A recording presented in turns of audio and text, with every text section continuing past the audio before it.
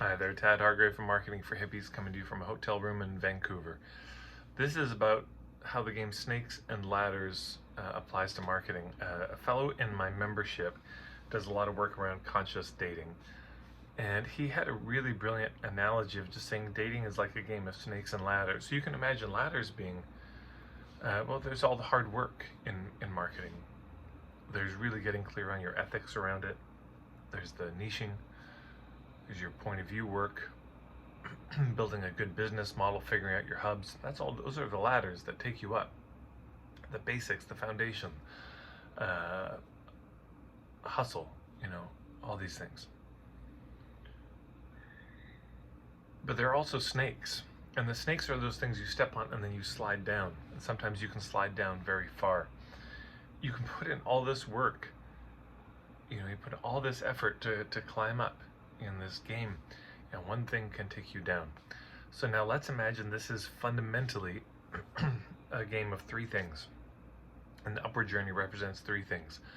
The first level is relevance, that you would establish relevance. The second level of this game, you're establishing credibility. And the third level, you're establishing value. So relevance, credibility, value.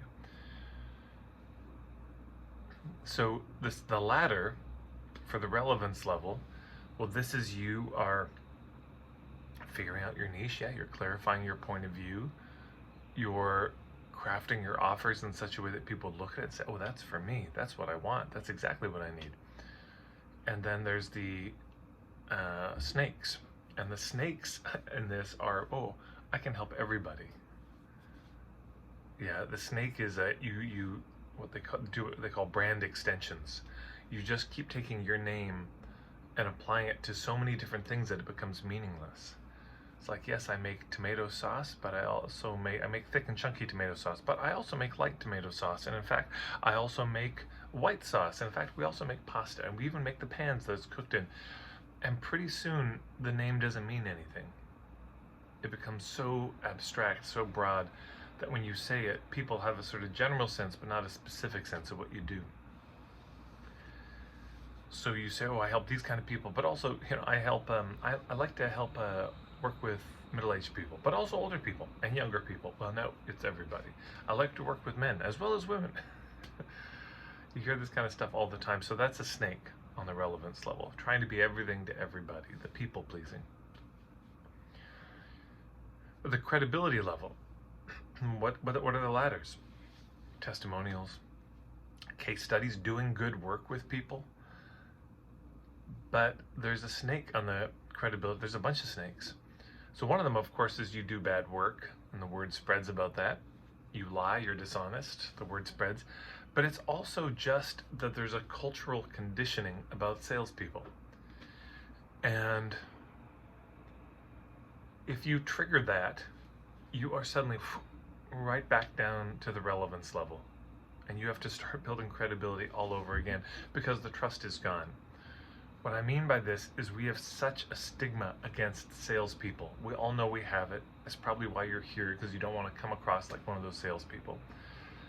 Nobody wants to come across like the used car salesperson. We're so nervous of that. And we should be, because as soon as you trigger that, if you pick up the phone, you hear me say, hi there, my name's Tad Hargrave, I'm calling from, it's already over. And why is it over? Because that tone of voice and that particular phrase, which we've become so familiar with, tells you that I'm a telemarketer and that I'm calling you to sell you something. And isn't that funny? Just even though what they have to sell might be exactly what you need, you're triggered, no, I'm not interested. And that, once that fuse is lit, the explosion's not too long after, and then all the trust you work for is blown to smithereens. So there's a cultural programming people have, and if we trigger it, that's a snake. Now, what triggers it? First of all, I'd recommend you check out the work of Ari Galper, unlockthegame.com. He speaks about this beautifully. But fundamentally, what triggers it is our mindset and our language. If we use salesy language, we will trigger that. But also if we have the mindset of, I'm trying to get this sale, that will have us behave in ways which trigger that response. But if you're really coming from this agenda of trying to get to the truth to see if it's a fit, you're less likely to. You still might, because some of this is out of your control. Some of this really doesn't have anything to do with you. This programming is evidence that something already happened a long time ago in the marketplace and it wasn't you. Remember a dating coach saying he was at a club and he saw two women and he went up to talk to them and one of them just did this. Didn't even look at him, just gave him the finger from the side and kept talking. And he didn't take it personally because he knew that this wasn't about him. This was about the last 20 guys that had approached them that night. They just wanted to have a girls' night out, just have a conversation. And it was probably all the guys that approached them for their whole life was summed up in this. Yeah. So it wasn't him. And so if we trigger this, it's not us. This isn't personal. It's impersonal. But therefore we got to be aware of it because it's just so pervasive.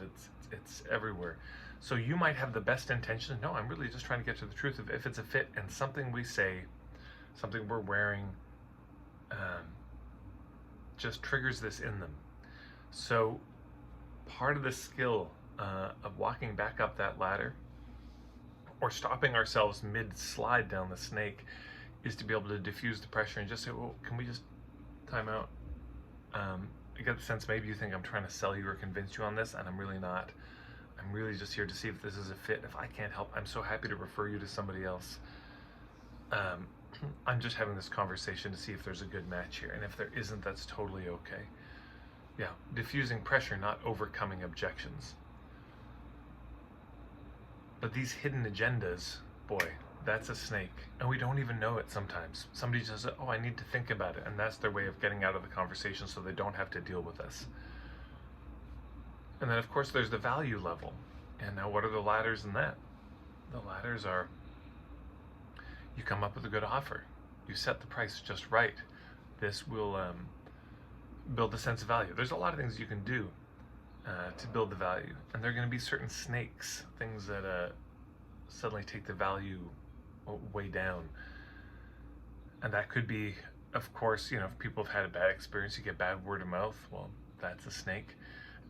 If you don't deliver what you say you're going to deliver, there's that. If it seems too good to be true, that can be a snake as well. Isn't that strange? You come up with an offer and it's just so amazing. But people look at it with suspicion because they think, oh, no. There's no way I'm getting that kind of a deal. What's the catch? And it seems too good to be true, and that will actually have people back away. And of course, one of the snakes is unacknowledged risk. It's so possible that somebody says, what you're offering is relevant. I trust you entirely. This offer is a huge bargain, and they still don't buy it. Why? Because they stepped on the snake of fear of what might happen if they buy. The risk. Oh, but wait, if I sign up for this and I go through all this empowerment, what's going to happen to my relationship? Zip. And down they are. We can't always control the risks, but if we don't acknowledge them, then they're almost certainly going to run the show, and they're going to stop people from buying. So anyways, I think it's a useful way to think about it. Snakes and ladders.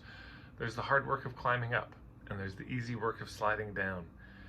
And again, that sliding down can undo all the hard work you've done. So it's obviously everything I'm talking about fundamentally in my marketing work are the ladders of how do we climb up. But it's so important to be aware of the snakes so we don't step on them and have to start all from scratch at that level. So there you go. Hopefully that's helpful for you. If you have any thoughts or reflections on this metaphor and how else it could apply, it's a new one for me. Obviously I'm just working it out here. But I'd love to hear them below, because maybe you're seeing something that I'm not seeing about this game. And thank you everyone who leaves a comment, who likes the videos. I'm told it helps the algorithm, and thanks to everyone who shares these videos. If you haven't subscribed yet, hit the red button and the bell icon, and you can follow me on Instagram at Marketing for Hippies.